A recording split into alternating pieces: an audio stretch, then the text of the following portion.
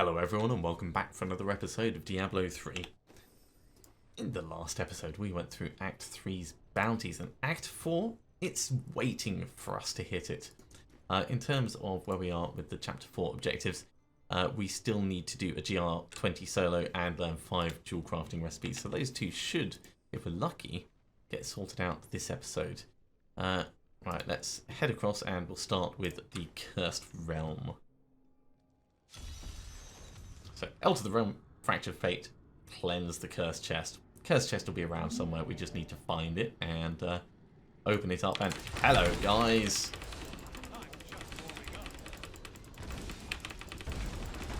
And explode it, everything between here and there.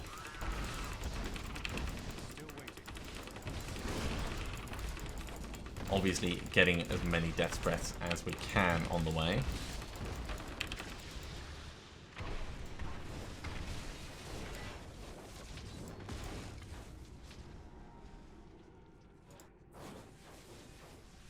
Festering Woods part.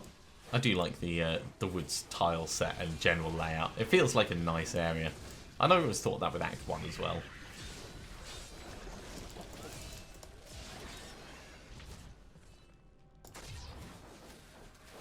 It's something that I know people have been very critical over Diablo 3 throughout the years, but it's something that they definitely got right was the balance in Act 1 for bringing you into the story, the consistency of the tile sets, the leading you from place to place, and the gradual devolving into like battlefields like this and Bastion's Keep. I think it's something that they did very, very well. Right, we actually need to go around this corner, so...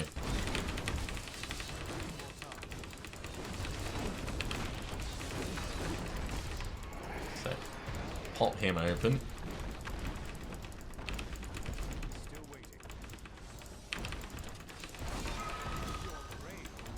$100 enemies to earn a bonus chest. Well, we're not quite going to have the time to do that with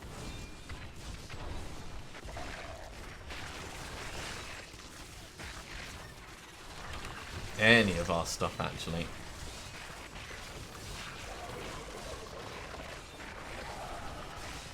I feel like this is all going to be very dangerous and very painful. Jeez, especially if we get a base explosion like that. That is not ideal. We're not going to get another Archon form before the timer expires. So we just have to do the best with what we have. But it's good to demonstrate the difference between the power levels that we have.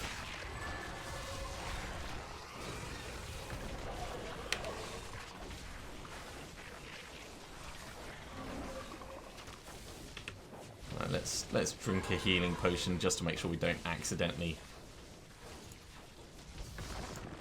die by mistake. We did get a level out of it, we just don't get a bonus chest. 51 enemies. That's not unrespectable. It's certainly not the best thing ever, but it's not terrible.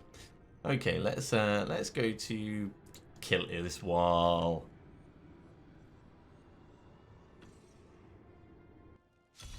Now I know a lot of people go on to the next thing and then walk backwards to get to Iliswal, but I like going through in the front. Hello.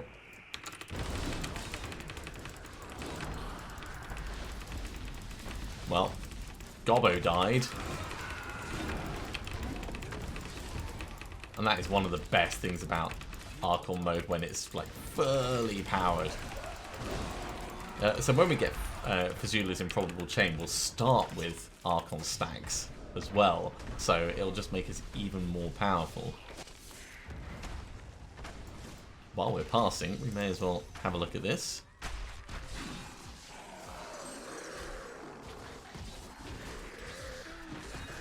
Big giant cat? Don't think so. Let's... Nope. Let's not be standing there when he hits.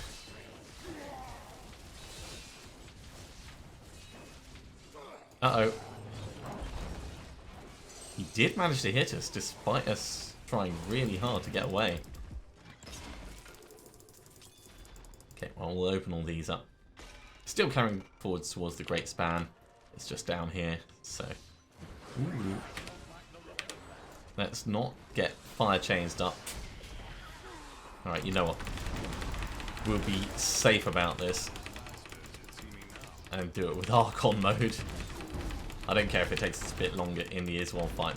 Like if we have to wait for it to come back.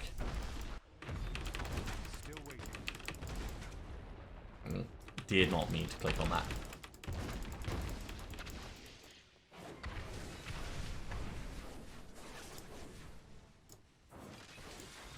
Little bit of a speed bonus just before we move in with the big freeze. Hey matey-o, how's it going? Alright, Archon is halfway through its cooldown at the moment.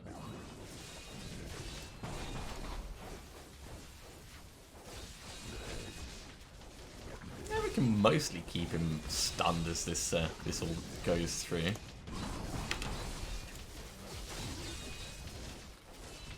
It is going to be a lot faster when we turn Archon mode on, though. The Betrayer himself. He is 2/3 dead.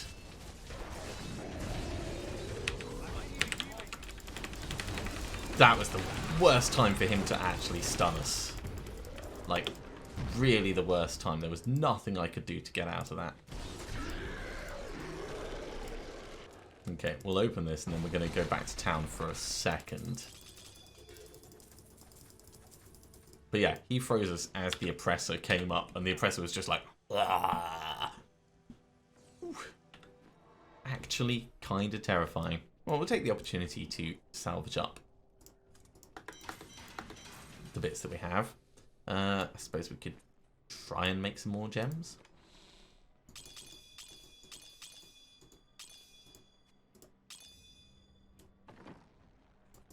So, Shen, let's have a talk about topazes. One more Imperial Topaz.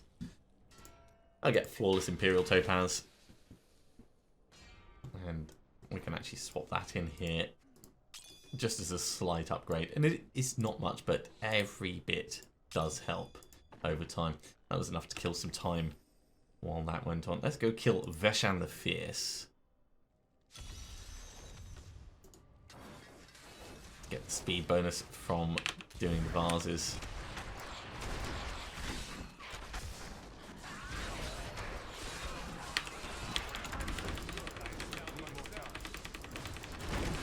Definitely worth switching to Archon mode.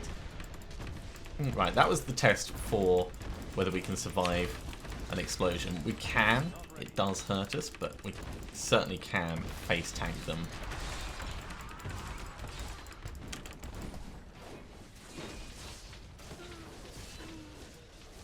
Right, now I'm not just going to run through the entire area because we do have mobs to kill here.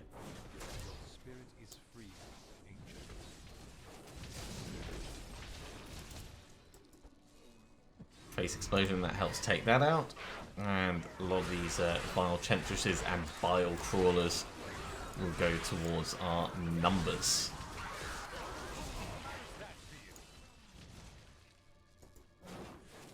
Still got 41 left to kill.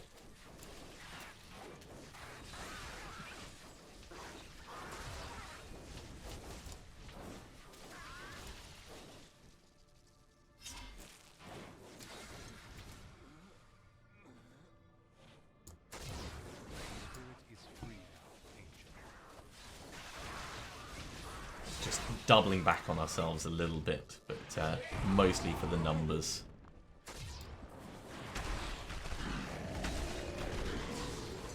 I think that thing landing on us, while it did hurt, it actually saved us from having to move by ourselves.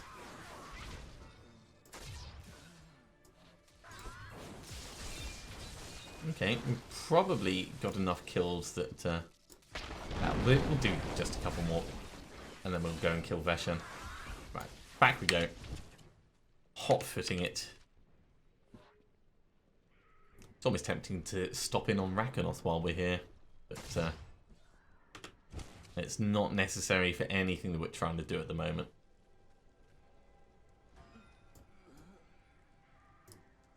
And the good thing about completing the Chapter 4 of the season journey is let's get these guys killed. It's going to give us the flexibility to actually take off Fear's helmet, which we do desperately want to do. Once we get the Swami, we want to be wearing it rather than cubing it. Okay, now that worked well. Let's go do the cursed shrines.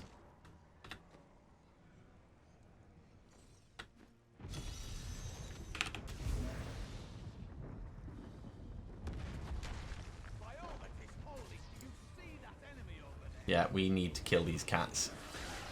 Mallet walkers are nasty. Mallet walkers that are walling us. Very nasty.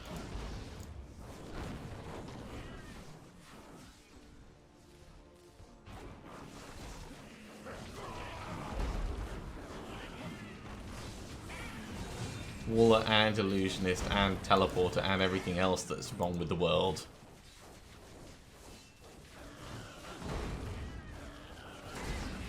Right, we are going to Archon right into the middle of them though.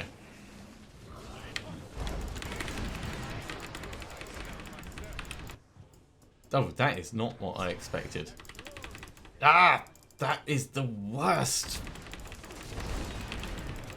I mean, it saved us from having to deal with a lot of the problems of being in the middle of an exploding group of mallet lords, but it also meant that we weren't killing things because we'd just moved up into the Great Spire.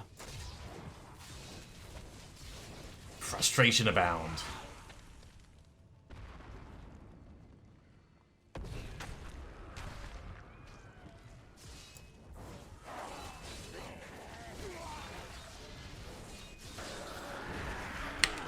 Let's not be right in the middle of that when he starts swinging.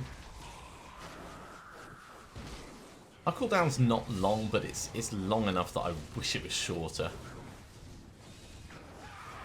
Our resource issues are all but gone though these days. Switching over our source so that it has the arcane power on crit was definitely a good thing for us to do. Okay, we're ready for this. So, round to the shrines.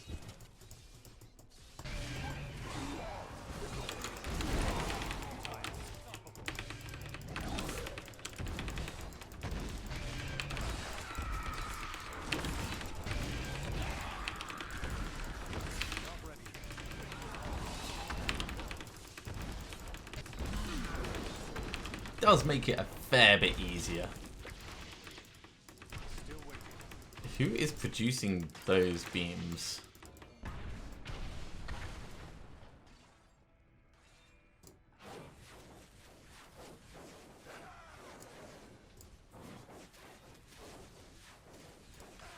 Right, who else is left? You over here, Mr. Oppressor.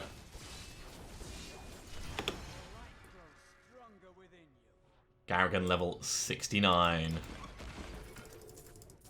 Give me all the delicious loot. Right, we'll put that couple of levels in. And let's move on to kill Guiton Privis. Sounds a bit flamey. Just a little bit flamey.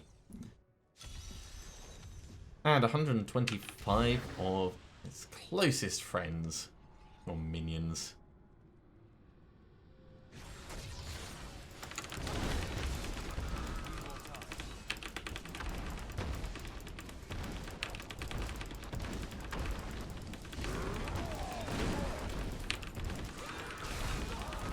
I was really expecting there to be a higher monster density in this area. We've only killed 12 things so far. Ah, and then they're all up here.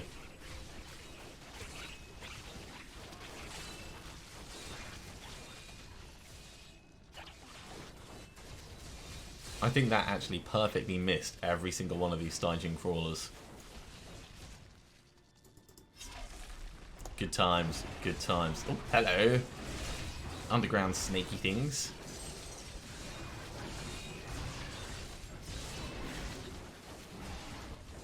That's 36 mobs gone.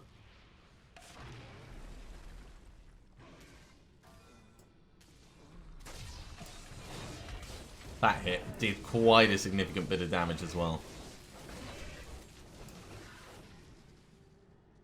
Okay, we're almost ready for another Archon. I know this is the wrong way, but there was some very big clusters of mobs.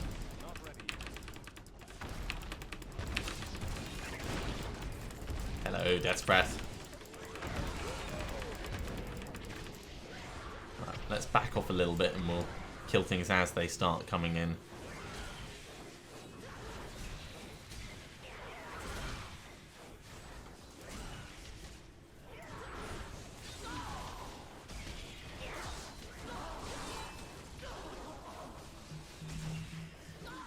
Okay, well, I'd say this is going pretty well.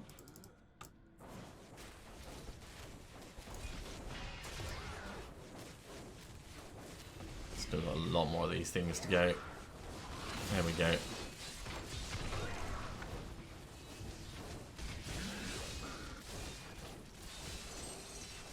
$107 out of 125 gone.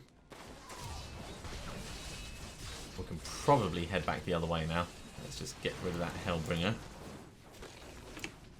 Right.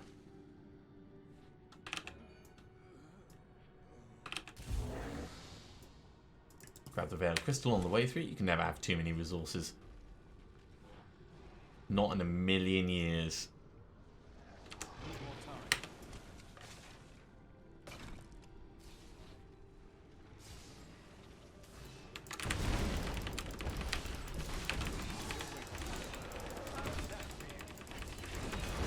Okay, bounty done, but let's get the number of kills way up. Seeing as we're here, 140. Wow. Oh no! I should have done this one earlier in the process. That's okay. We'll still give it a good showing, but we're not going to be ultra powerful with it.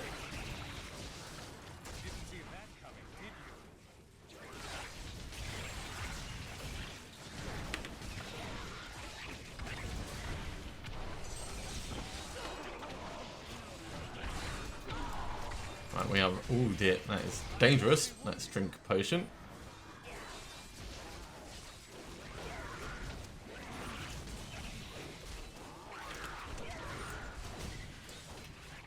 Alright, we're going to play keep away for a little bit.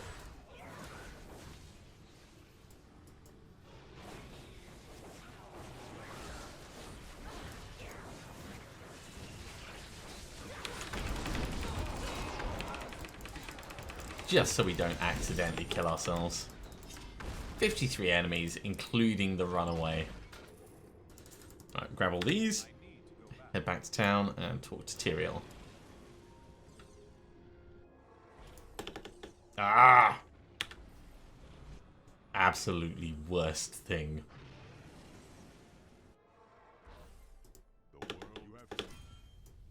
Okay. Tyrael, what have we got in the box? Design Flawless Royal Diamond. We've got some shoulders and some other plans and things. So, the shoulders. Salvage up our stuff. Pauldrons of the Skeleton King. Not really that much of a surprise. You can learn Golden Scourge, Arcane Barb, Cosmic Strand. Right, now, in terms of things that we can forge... Let's make the Cosmic Strand because it's going to be better than what we have at the moment.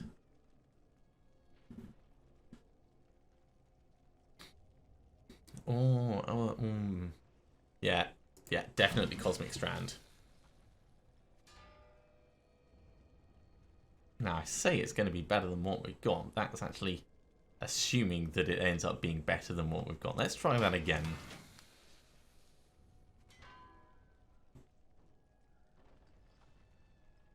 It's not terrible. We can do a little bit of re-rolling on it. Re-roll that explosive blast damage into something more useful. But that doesn't really need to happen. Now, the good thing about that is Teleport's getting wormhole rules, so the wormhole rune. So we can cast it again very quickly. Zup and zup. I wonder, does that actually work with mirror image? So you end up with many, many mirror images. Very quick for us to test.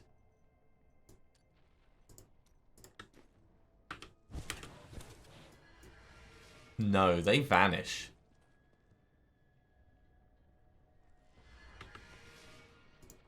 Worth having a look at anyway. Right, so safe passage is what we're going for.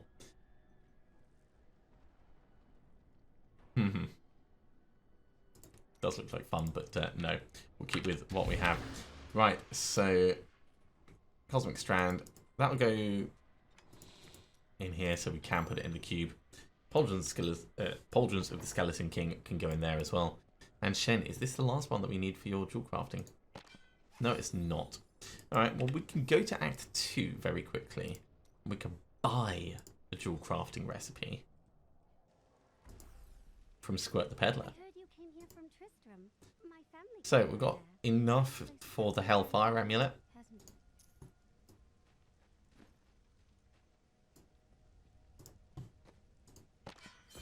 There we go. That takes off that. And that means the last thing that we have to do is a GR20 solo, which I think we should be able to manage. We can't afford to empower it, but we're definitely going to be powerful enough. So let's hop on in and do this.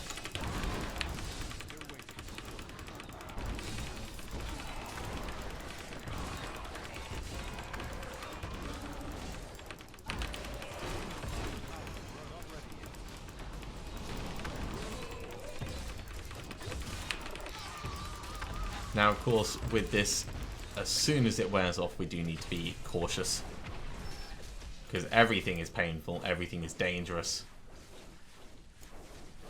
But if we keep working as we were just then, doing big Archon runs as they come along, we should be fine. It's going to be a bit stoppy-starty as far as gameplay goes. But we don't completely stop when Archon's off.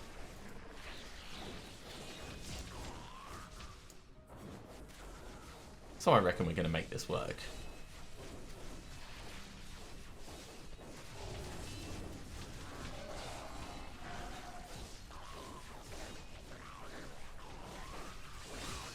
And this is definitely not the most efficient way of playing. I mean, we could be running like a headless chicken through everything.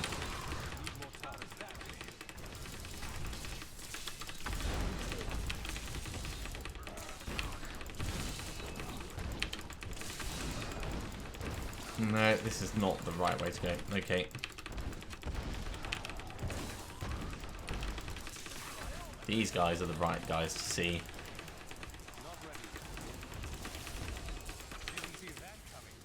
It's not as good progress as we made on the first one. Probably shouldn't have turned left, but you never know where you're going to have to go until you reach that dead end.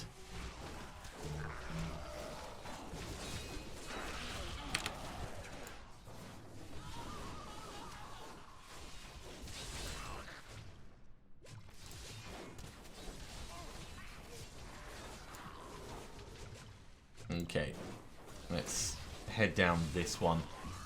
We'll see how we do. We're still keeping ahead of time by quite a significant margin, so I'm not worried about us not succeeding.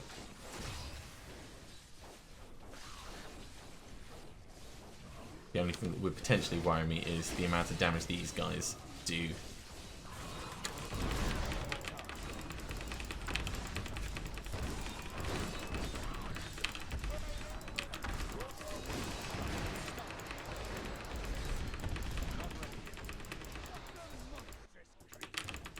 Oh, yes. All of the yes. Shield pylon and the opportunity to get a whole bunch of packs gone.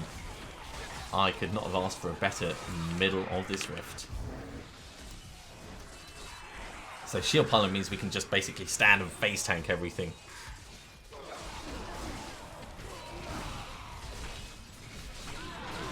Now just watch everything explode around us. It's not going to get through this shield. And we can just push on to other big groups. and be really efficient about it.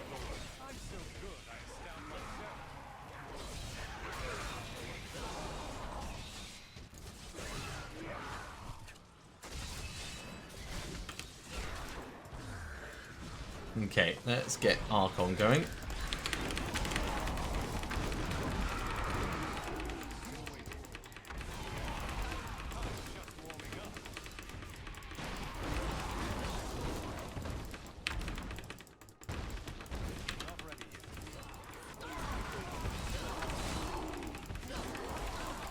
Ah, and this is going to allow us to just go straight back into Archon as well.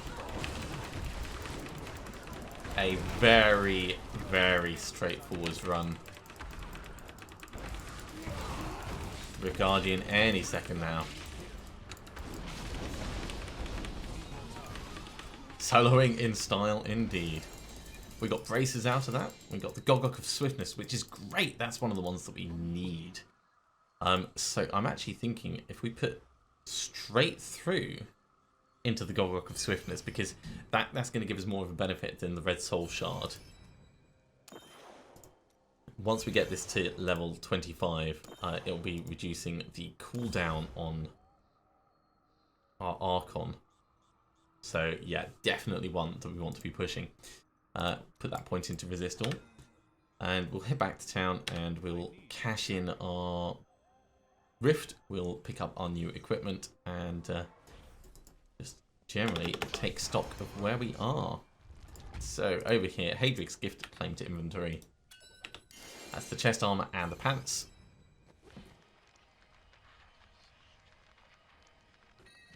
The chest armor, it looks on paper like it should be better.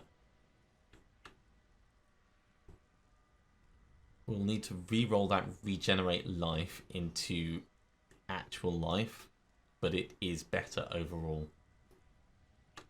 And of course, this is going to be a flat improvement. So let's swap these over. Shan.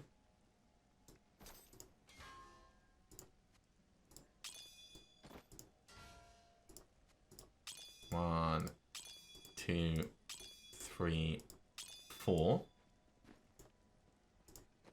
Put that point into resource cost reduction there. So chapter 4 is complete. We've got butterfly wings. Yay. I'll put them on now. We've got a portrait frame, which looks pretty reasonable. We'll enlist in the next level, and this is all going to be stuff that's much, much higher than we are, although we've already done one at the moment. Obtain a legendary item by spending blood chance with Kadala. Yeah, that wasn't too difficult. Okay, so in our collection, our new butterfly wings. Look at this. Aren't we beautiful? Carrying our like very bloody dagger. This was Ransler's Folly. No, we don't care about that. So Ransler's Folly, that can go straight in here. This can get salvaged up. This will get re-rolled at some point. Or we're going to keep it for re-rolling. And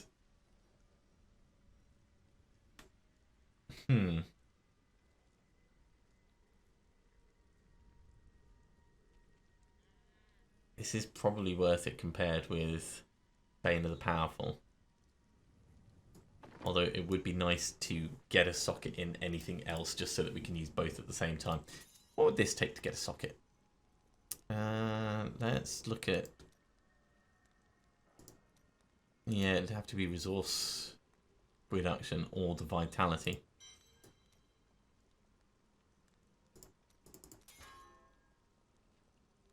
Keep the lightning for the moment. There we go. Sockets 1. That'll allow us to at least use it until we get the proper Traveler's Pledge up there. Right, so I was going to re-roll the regenerate life per second in this to actual life or vitality. It's a shame we're going to be using Death's Breath in order to do this. 15% life though, that is not an insignificant amount. I am pretty happy with that. Okay, so as I said, this is allowing us to take off Viz's Sightless Skull. So as soon as we get the Swami, that's what we're going to be swapping over for. So So right this second, actually, we're not getting any benefit from the seasonal bonus. But we are in a pretty good place overall, I'd say. We'll drop those off and let's go talk to Kadala just to finish off the episode. We'll do this with rings because rings are definitely the most expensive. Jeez. Alright, you know what? I'm going to go out and I'm going to kill something. Let's go potentially fight Belial. Because I just need one Death's Breath.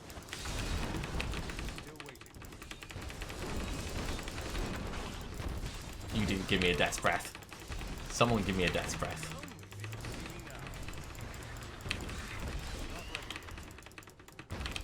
Anyone give me a Death's Breath. You guys give me a Death's Breath.